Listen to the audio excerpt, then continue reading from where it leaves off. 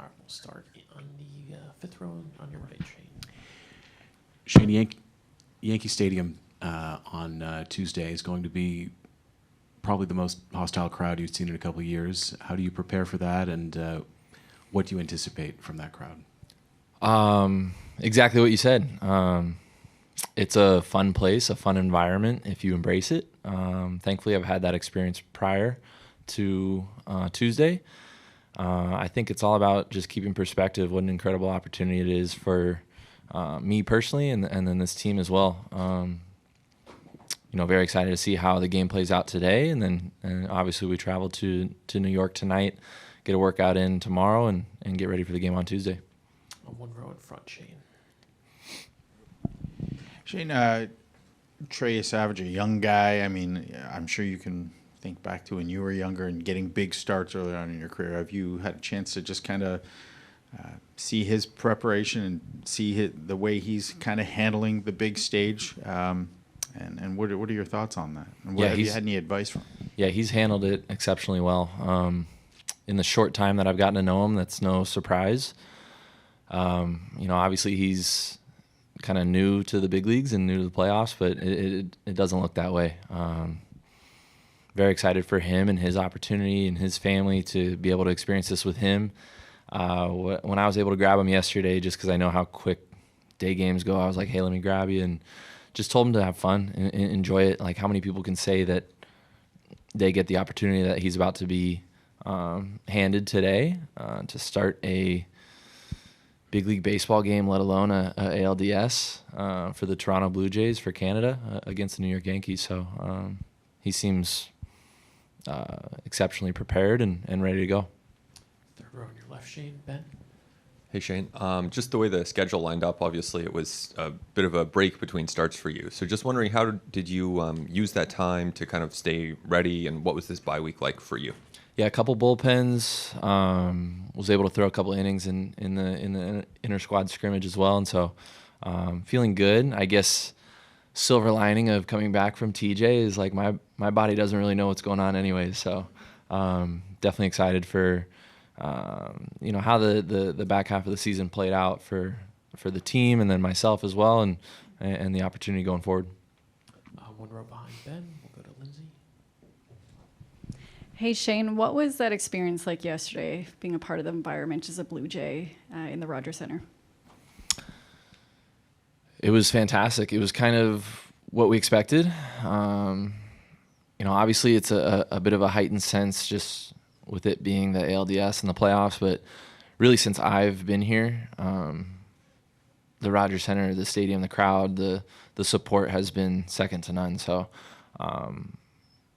definitely not numb to it, but it's something that I've grown to appreciate, and it's kind of been pretty steady and consistently energized since I've been here.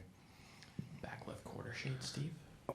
When you're going through rehab and you're trying to get back to where you need to be, did the thought ever occur to you, I'm going to be starting a playoff game at Yankee Stadium? Yeah, I think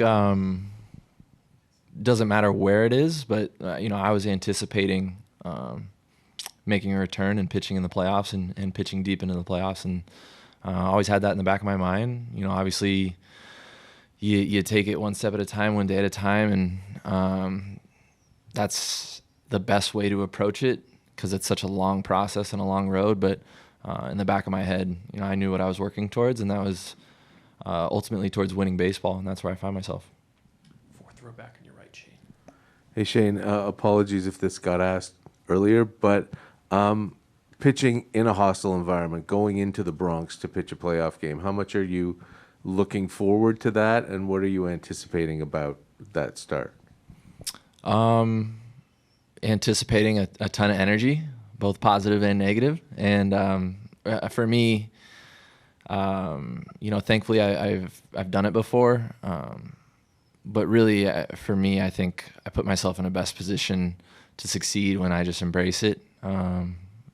Tried to learn how to do that, and it's just an incredible opportunity. Like, how many people get to say that they've done that? So excited to see how today's game plays out and to move forward towards Tuesday. Shy right behind.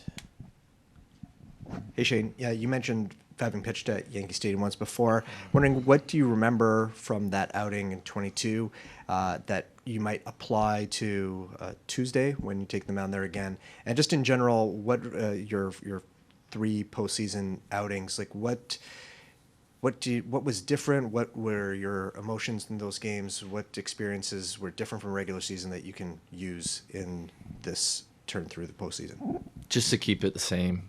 Stick to your strengths. I feel like I learned that from my first few starts in the postseason, was able to apply them to my last couple, and not change anything. Don't make it bigger than it is. Obviously, it's a big situation, but the game's the same. The stakes are higher, but it's only as big as you make it. And so, enjoy the opportunity, but take advantage of it. The 5th row in the right center aisle, Shane Mitch. Shane, I was going to ask about your last New York start as well, but I guess specifically the end of that game, I believe you guys got a big hit from Ahmed and then Josh to kind of steal the win in that one. What do you remember about like the late innings, the momentum swings at the last time you were at Yankee Stadium in the playoffs? In 23 or 22? 23. It was a long time ago. 22. Yeah, I mean, it's just everything's high stakes in the playoffs. So you pull for each other. I feel like this team specifically, we have a ton of guys that are built for the moment. I think we showed that last night. And I'm excited to continue to show that today. Standing far back on your left, Shane. Shane, what's it been like to get to know and build a working relationship with Alejandro Kirk? And what do you think of how he's done the last couple of weeks for you guys with the bat as well? He's been fantastic. Obviously, defensively, he's special, but the last few games with the bat, he's been incredible. Give him his space, stay away from him, don't touch him, let him, stay hot. So it's been a pleasure to watch. Up front on your left, Buck. Shane, you've got a lot of experienced starters on this rotation, and now you got a rookie starting today. Have you guys been approached by Trey to get some advice how you handle this situation? I think our group specifically, we don't need to be approached to offer up advice. So I think Trey is very smart and he recognizes that and he lets us come to him, and I think that's what he's kind of done. But he's the same guy. Obviously, I haven't known him for too long, but doesn't seem overwhelmed by in the slightest, and I'm really excited to watch him pitch today. 5 rows back on your right, Shane. Shane, you've been in a lot of big games with Andres Jimenez as your teammate. He came up with some big plays again yesterday. How does he, or how have you seen him rise to some of those moments when you've been alongside him in Toronto or Cleveland? He's just a fantastic ball player. Say that over and over and over again, and you can say that about a lot of guys on this club. So it was a pleasure watching a lot of guys rise to the occasion yesterday, but we know that that's just one step, and we got to continue to make them and continue to move forward. So we'll see what we can do today. But Andres is an incredible ball player. He seems to continually, rise to the occasion and step up for his teammates. We know he'll continue to do that this series, and so will other guys. We'll go to Hazel in the back. This will be the longest layoff between starts since you've come off the IL. Was there anything in particular you were paying close attention to in your bullpens? Yeah, sorry. I was here a little bit early, so we started early, but I was just saying that a small silver lining about Tommy John is my body doesn't know what's going on.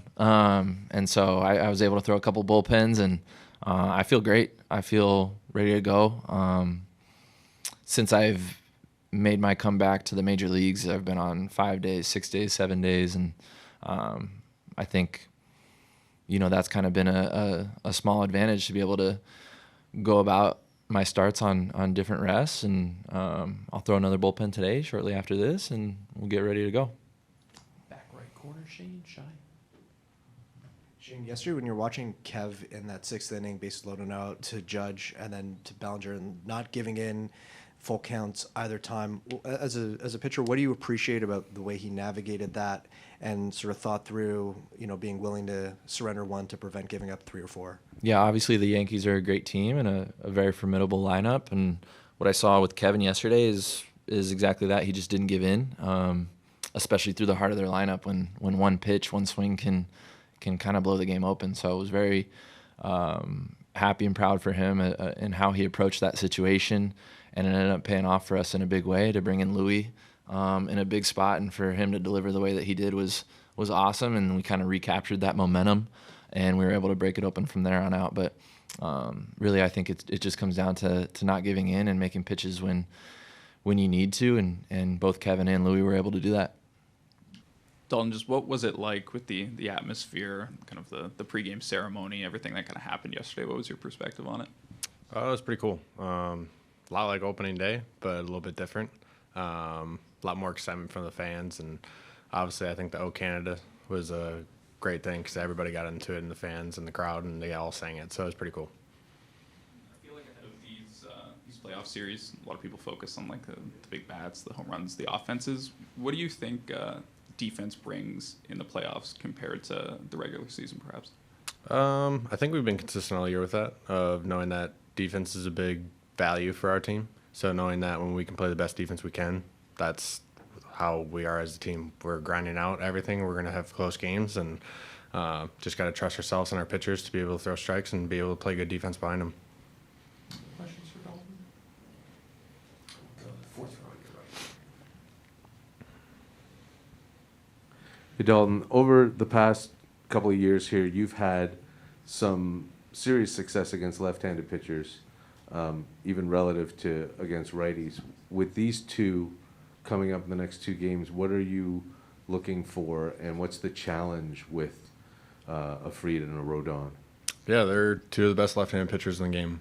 Like, it's plain and simple. They're really, really good, and they do a really good job against lefties of manipulating the ball to be able to do different stuff. But got to stay consistent, got to get a strike that I can do something with and make the best swing I can. Third row in the center. Dalton, going into the trade deadline in late July, you guys are already a first-place team, but adding Bieber, adding Dominguez, Varland, what do you think that guys did for you, kind of just making you a more complete team going into the playoffs and down the stretch? Yeah, I think they gelled with our clubhouse really well. We accepted them, and they were kind of a part of our clubhouse through the whole season, it felt like. So I think it was pretty cool for them to kind of come in and be able to produce and do really well for us, and also be able to be a part of the clubhouse like they've been there the whole season. So I thought that was the best part about it, is that they fit our mold and the group really well. Hey, Dalton, you've been a teammate with Alejandro Kirk now for a little while. What have you seen from him this year specifically with the kind of success that he's had, and what kind of a teammate is he? He's a pretty quiet guy to us. What kind of a teammate is he? He's no different. He's still the same quiet guy. It's only until you get to really know him, kind of get to talk with him. Loves family, loves talking about my family with my little girl, and then we kind of spark conversation with his. So when you get to know him a little bit, you get to understand that he's just a normal, quiet guy, but he enjoys playing baseball. And this year, I think for him, he's just being him. He's not trying to do anything more. He's being Alejandro Kirk, and he's doing everything he can to help the team win. And right up front. Dalton, you guys had a pretty high standard of outfield defense over the last couple of years. How has Nate come in and held that up regularly as a left or right fielder around you? Yeah, it's definitely difficult going from left and right. I know that from personal experience. So obviously when you have to play different corner positions, the ball coming off the bat, swings, it's all different. So for him to be able to do what he's done throughout the season, it's a big thing, because he's been able to play both positions so well. But for me, playing center field, knowing he's in the outfield, it's very comfortable, because it's like we have really good communication. It's like when me and KK were out there, it was easy. It was easy to kind of communicate with each other. And so with him, it's like I know what balls he can get to. He knows what balls I can get to. So it's really easy for us to kind of be out there together. Dalton, people who are just getting to know this team might look at Miles Straw's numbers and not think he's been a big part of this team. Obviously, everybody in here knows better. But can you tell us on the field and in the clubhouse what he has meant to the team? Yeah, on the field, I mean, for me especially, like, he took over my role, which was awesome. And to be able to kind of fill in my shoes and do what he did, help the team win every day, it was great. And everybody loved him. I mean, in the clubhouse, he's the guy that plays cards, and he's a card shark. So you kind of have to stay away from him a little bit. But he's a great teammate. I mean, he's a guy where he doesn't do more than what he needs to do, and that's what makes him so good, is that he's able to be himself and not have to try to be the superhuman guy, and just go out there and play baseball and do everything I can to help the team win. 5 rows back on your left, Kirby. Hey, Dalton. Yesterday, Trey told us that he's built for this. In your eyes, what makes him well suited for a fourth career start in the postseason? I got to know Trey a little bit when I was rehabbing. He was just different. The way you talk to him, he's already very mature for his age. He's just one of those guys where the presence on the mound is a little bit different. And it's just like he works really hard. He knows what he needs to do. He's prepared. And you don't really find as many of those qualities of being humble and also being confident at such a young age. And so I think the way he said it, he's built for this. I think he is. I think he's built for this moment to be able to kind of knowing how to calm himself down in these big pressure situations. And so all we're asking him to do is go out there and give everything he's got tonight and see what happens. Anything else for Dalton? I'll go shy on your right. Dalton, that sixth inning, the way Kev navigated that spot with Judge, Bellinger, and Ben Rice there, as a hitter, when you have a pitcher who's not budging, even though the bases are loaded, can you describe maybe the challenge in not being over anxious and trying to force it, and then seeing a pitcher who's just not willing to put anything across the plate or anything that you can do damage with? Yeah, I thought Kevin did a great job of locating a splitter yesterday. I think that stood out to me playing center. Just put them in a very vulnerable position because he's able to stick that fastball down middle as well. So understanding that you're going to try to take a shot every once in a while, but obviously you have to try to control your adrenaline and try to control your emotions and being able to get a pitch you can do damage with. But I thought Kevin did a great job of making the right pitches at the right time. Dalton, just back to Kirk for a second. It's been a while since you've been a catcher, but you've got that center field view. You're looking in. What are you seeing from him behind the plate as a catcher and the things that he's doing back there? Yeah, I mean, he's everything you want in a catcher, of being able to manipulate the ball and being able to make a good presentation to the umpire. Arguably, probably the best catcher in the league doing that. Also has a good arm, so it's like he's kind of got everything under his belt with blocking as well. So all those things are really kind of intangibles of knowing that the ABS system is coming in. But it's one of those things what, as catchers, you take pride in. You enjoy it because that is your job. You try to steal strikes for your pitchers. You block the ball. You throw out people. So understanding all of that and knowing that he has done that this year, I hope he has the opportunity to win a Gold Glove because it's a pretty cool honor. So hopefully he gets that award to be able to kind of put that on a shelf. Fifth row straight back. Dalton, some of the Red Sox players said in the wild card round that the atmosphere at Yankee Stadium was so loud there they couldn't hear each other. What do you expect, and how do you prepare for something like that? I would say it's no different than here.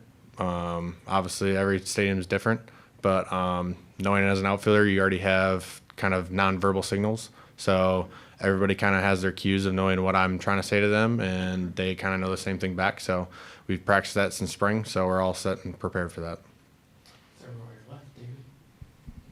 Dalton, Vlad had a big game yesterday, and he was very energetic in the field, in the dugout. When you're seeing that, and guys in the dugout are seeing that energy from Vlad, what does that do for you guys?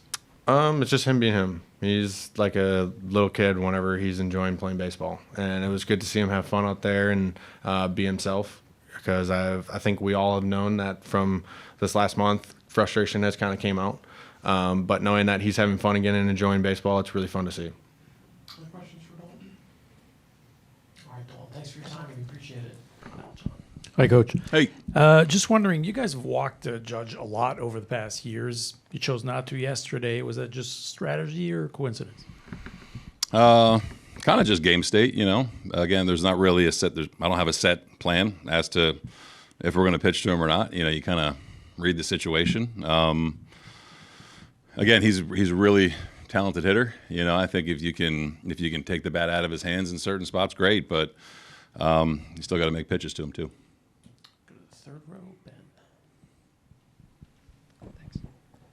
Hey, John. Just wondering your thoughts on the lineup today as far as IKF being in there, Santander starting the day on the bench. What led to those decisions? I mean, just kind of getting some right-handers in, obviously, with leaving a couple lefties in, and keeping Tony's left-handed bat on the bench with Lukey and Barge too, as well. Again, I mean, Fried's a tough matchup for anyone, lefty or righty, and just tried to keep our defense intact as best we could, and have some options against their right-handed bullpen. Just going Going back to last night, Hoffman obviously not normally in a 10-1 game, but you guys had an extended break. You have some off days coming up. What was the thinking there as far as using him in that situation? Just wanted to get him in. I think it was 8 days since he was, or 7 since he was in kind of a real game, minus the sim games we had here, and just to get his feet on the mound in the postseason. And we were keeping his pitch count to a certain point.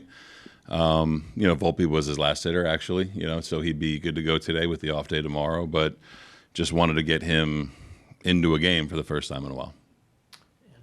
Ben, we'll go to Jamie. John, at some point last weekend when we asked you about whether or not you preferred a break, this is before you'd clinched the division, or wanted to get right into wild card action, you didn't necessarily have an answer. You were undecided. Based on what you saw yesterday, are you convinced that maybe the layoff was really good for the club? Yeah. I mean, that was kind of where I was leaning anyway.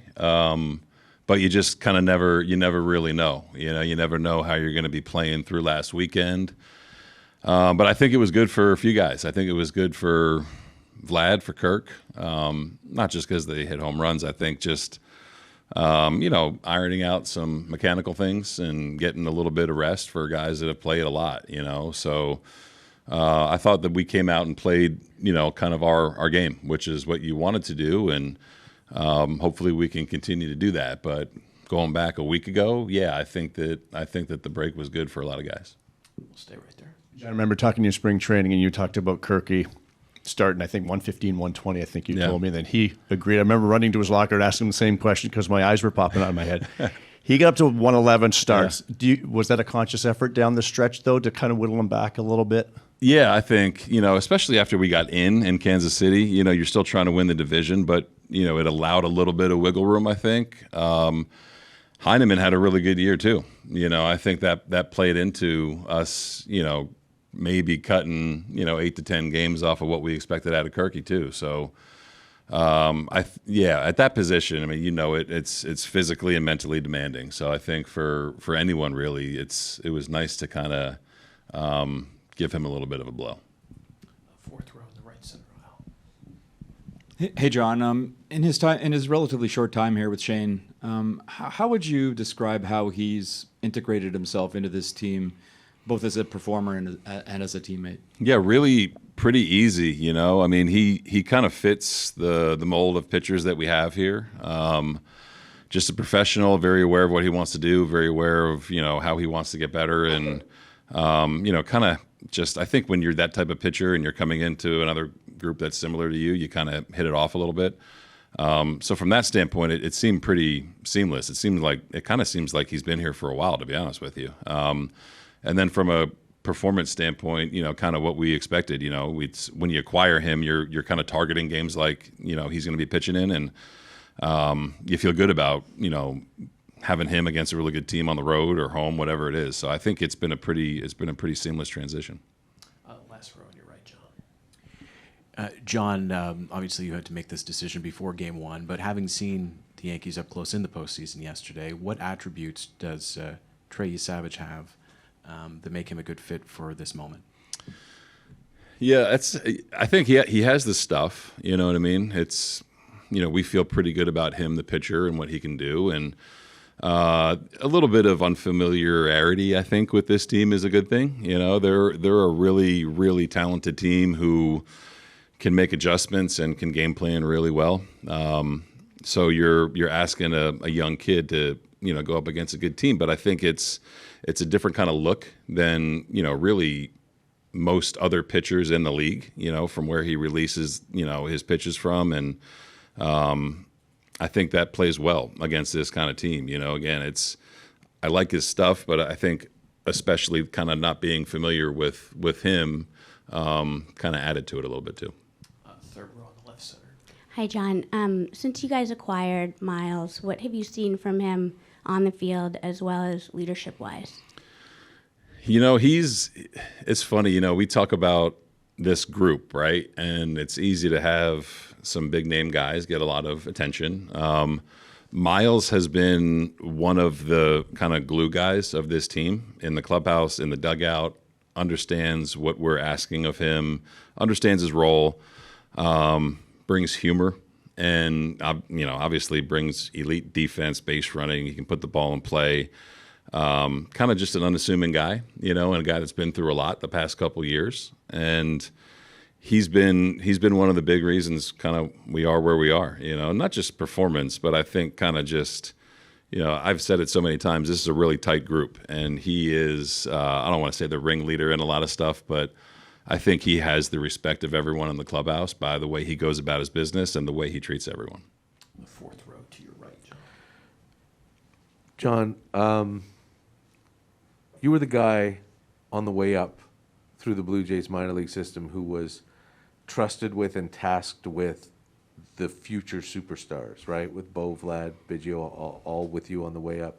How does Trey stack up, not as far as talent and performance, but just as far as the mentality and, getting here so quickly compared to those guys? But where does he stand as far as just the place you need to be between the years to be successful up here?